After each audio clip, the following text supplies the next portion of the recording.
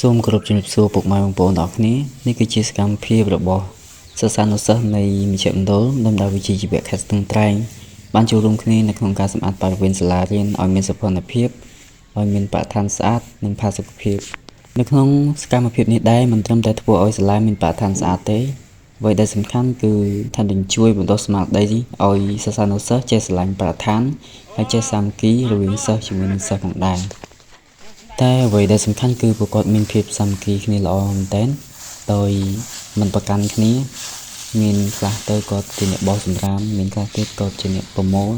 ហើយខ្លះទៀតគាត់ជាអ្នកដែលជញ្ជូនសម្រាមដើម្បីយកទៅចោលហើយនេះគឺជាមោទនភាពមួយដែលសិស្សានុសិស្សនៃមជ្ឈមណ្ឌលមិនត្រឹមតែពូកែខាងចំណេះដឹងចំណេះវិជ្ជាហើយនឹងចំណេះជំនាញប៉ុណ្ណោះទេ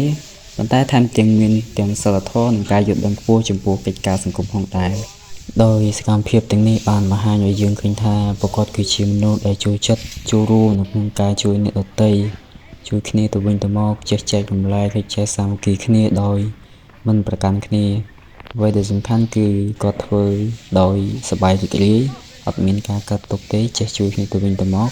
ហើយអ្វីដែលសំខាន់គាត់ធ្វើផងលេងផងសើចផងលេងជាមួយគ្នាប្រៀបដូចជាបងប្អូននៅក្នុងក្រុមគ្រួសារតែមួយ